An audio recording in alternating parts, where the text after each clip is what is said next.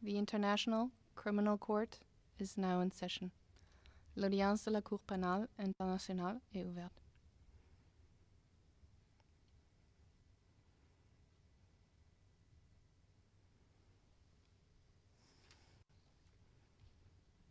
Please be seated. Veuillez vous asseoir.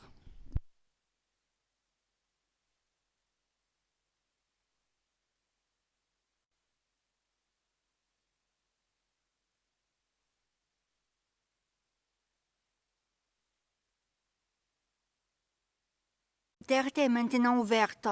Je souhaite la... Good morning. I would like to welcome everyone inside and outside of the courtroom.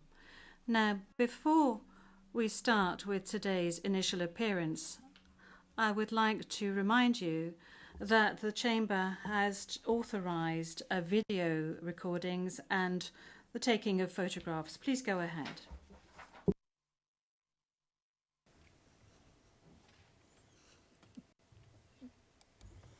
Je vous remercie, vous avez une... Thank you. You have 1 minute to take photographs and record videos.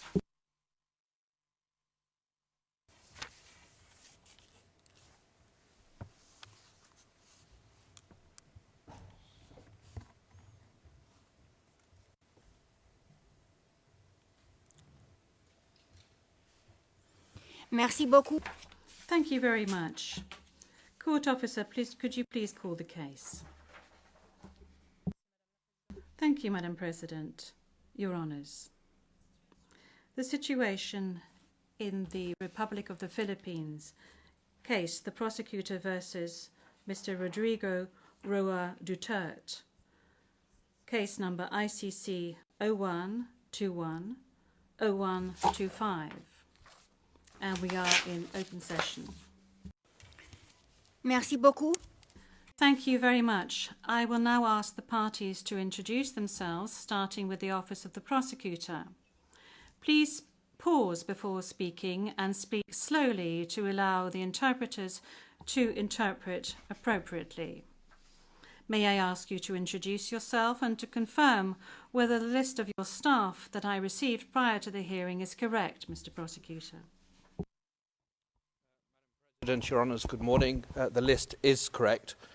Once again, Deputy Prosecutor Manjay Niang to my left, Trial Lawyer Edward Jeremy behind us, Trial Lawyer Robin Croft, International Cooperation Advisor Chantel Daniels, and our very able case manager Grace Go.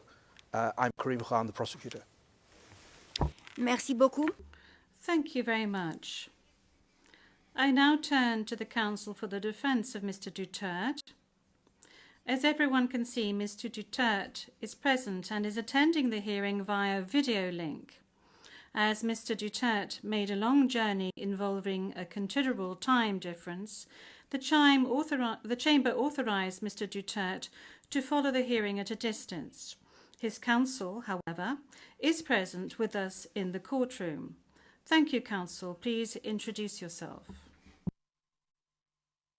Good afternoon, Your Honours. I am Salvador C. Medjaldea, counsel for Rodrigo Roa Duterte. Merci beaucoup. Thank you very much. Thank you very much, counsel. I will now introduce the chamber. By my side, we have the Judge Reine Adelaide Sophie Alapine Gansu, the Vice President of the Court, and Judge Maria del Socorres Flores Liera. I am the presiding judge of the pretrial Chamber 1 of the Court, and my name is Julia Antonella Motok. Now, I would like to speak to you, Mr. Duterte. I'm speaking French, but you are receiving interpretation of what I'm saying in English. I understand that you are at ease in the English language and that the interview yesterday at the detention centre was conducted in English and that you did not deem it necessary to request interpretation into any other language during this interview. This said, I would like firstly to confirm your identity. Could you provide us with your full names, please? I am Rodrigo Roa Duterte. That's my... J'entends pas. First middle name is Roa. His surname is Duterte.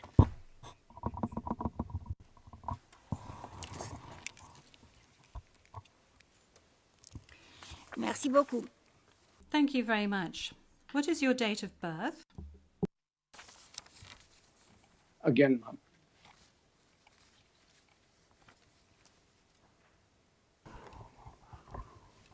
Can we request that the question be repeated? I don't think he heard it. Thank you.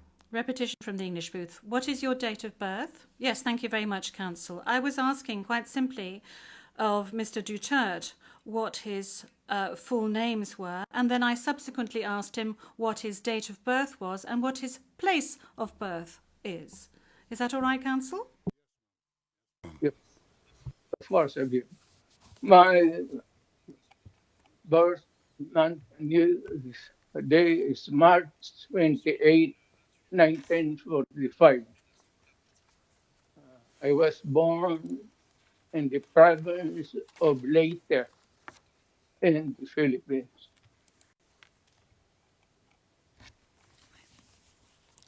Merci beaucoup. Thank you very much. As a preliminary point. Very well. Thank you, Mr. Duterte. As a preliminary point, it is useful to clarify the nature and limited scope of this first appearance hearing.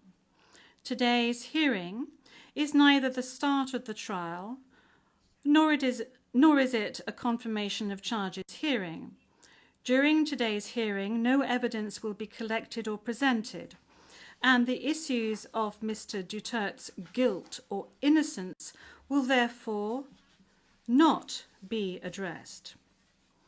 In accordance with Article 61 of the Rome Statute, the Court's founding treaty, and Rule 1211 of the Rules of Procedure and Evidence, the main purpose of this initial appearance is to answer 3 questions. Firstly, the Chamber must ensure that the person who was the subject of the arrest warrant has been informed of the crimes of which he is accused.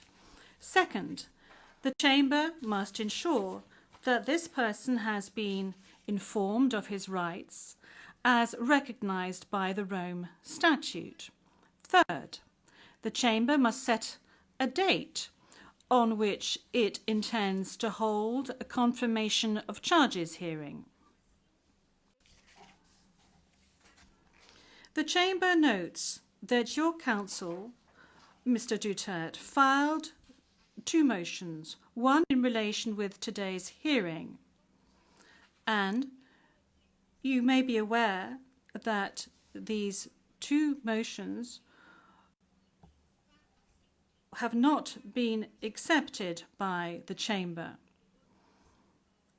because of the nature of today's hearing. No further discussion on the matter is necessary during this hearing because, as I said at an earlier stage, the aim of this hearing today is to introduce the parties and to ascertain the charges and to set a date for the confirmation of charges hearing at a later stage. With regard to the first point, I recall that Mr. Duterte has received a copy of the warrant for his arrest and that a redacted version of the prosecutor's application for the issuance of the warrant of arrest is public. I will now ask the court officer to read the charges against him. The charges will be read in English. Please, over to you, Madam Courtroom Officer. Thank you, Madam President. Your honours. On 7 March 2025, Pre-Trial Chamber 1 concluded that there were reasonable grounds to believe that Mr. Duterte is criminally responsible pursuant to Article 25(3)(a) of the Rome Statute as an alleged indirect co-perpetrator for the crime against humanity of murder pursuant to Article 7(1)(a) of the statute as follows. A. Murder of at least 19 persons, allegedly drug pushers or thieves, killed by members of the Davao Death Squad in various locations in or around Davao City, Philippines between 2011 and 2016. B. Murder of at least 24 persons, allegedly criminals, such as drug pushers or thieves or drug users, killed by or under the supervision of members of the Philippines law enforcement, sometimes with the assistance of persons who were not part of the police, at various locations in the Philippines between 2016 and 2019. Merci beaucoup, Madame la... Thank you, Madam Courtroom Officer. Mr. Duterte, I'm not going to ask you to stand up because I know your condition, so I'm going to allow you to remain seated. You have just heard the reading of the charges, which are in accordance with the content of the arrest warrant you received. This means that you have been informed of the crimes of which you are accused. And this concludes the examination of the first point mentioned above. I will now turn to the second point, which concerns your rights as a suspect before this court. I will summarize some of these rights, which are of particular importance at this stage of the proceedings. Those rights are as follows. You can benefit from the assistance free of charge of a competent interpreter and benefit from the necessary translations to meet the requirements of fairness. You have the right to have the time and facilities necessary to prepare your defence and to communicate freely and confidentially with the counsel of your choice. You have the right to remain silent, and you cannot be forced to testify against yourself or to confess guilt. You can also make statements in your defence without taking an oath. In addition to any other disclosure provided for in the statute, the prosecutor must disclose to you, as soon as practicable, evidence in his possession or at his disposal that shows or tends to show your innocence or to mitigate your guilt, or that could undermine the credibility of the evidence against you. At the confirmation of charges hearing, you can contest the charges, challenge the evidence presented by the prosecutor, and present evidence. There will be no trial if the charges are not confirmed or if the proceedings against you are completed. You have the possibility to make an application for interim release pending trial. And finally, Mr. Duterte, you have the right to be informed as soon as possible and in detail of the nature, cause and content of the charges in the language that you fully understand and speak. Counsel, have you understood? Yes, we're listening, Ma'am. We're listening, and before it ends, may we be allowed to present a manifestation on the circumstances behind the delivery of Mr. Duterte in this chamber.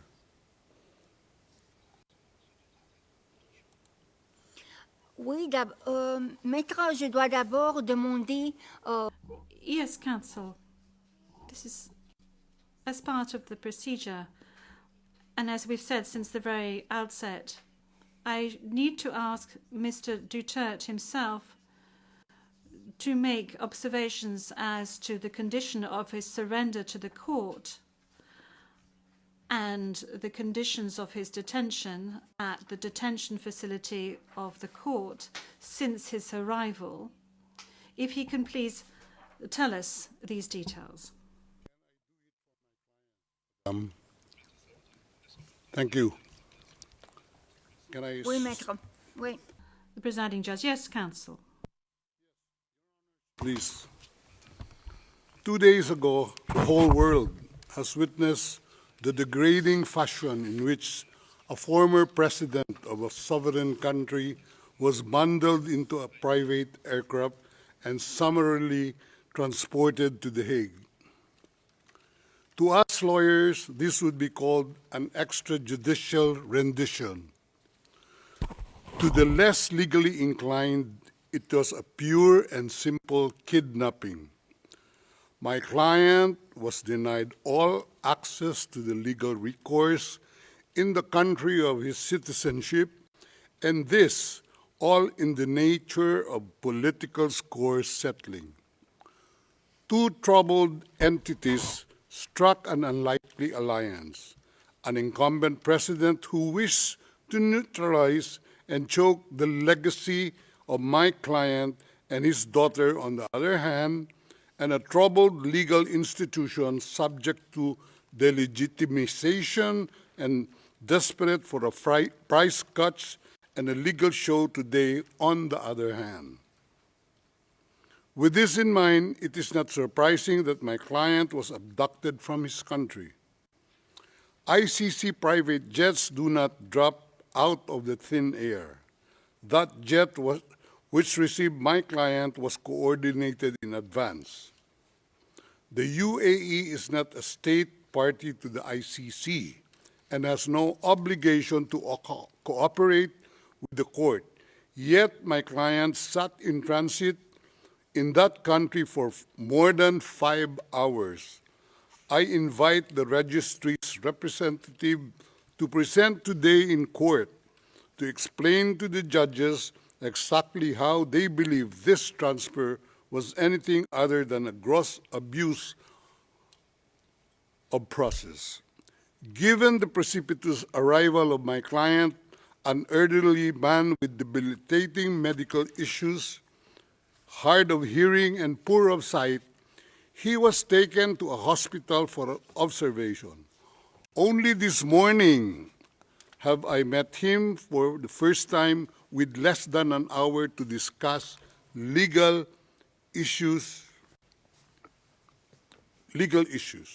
I have not been able to present him with a hard copy of the arrest warrant because we were not supplied with such. I have not even been able to explain to him what the prosecution requested when seeking the issuance of the arrest warrant. This is because the chamber only established a redacted version of the prosecution request last night. Other than to identify himself, my client is not able to contribute anything to this hearing. Most importantly, he is not able even to tell you that he has been informed of the charges as contained in the arrest warrant for a reason more pertinent to which I alluded in my written request to this honorable pretrial chamber this morning, and which is confidential in nature. Accordingly, I repeat my respectful request, which was rejected this morning, to postpone the substantive aspect of this hearing to the next week, when I will have the opportunity to sit with my client and to explain to him what a confirmation hearing is and what the disclosure is, and how the prosecution alleges that he committed crimes. I thank the court for its attention and regret to say that I do not have instructions to continue my submission any further today. Thank you.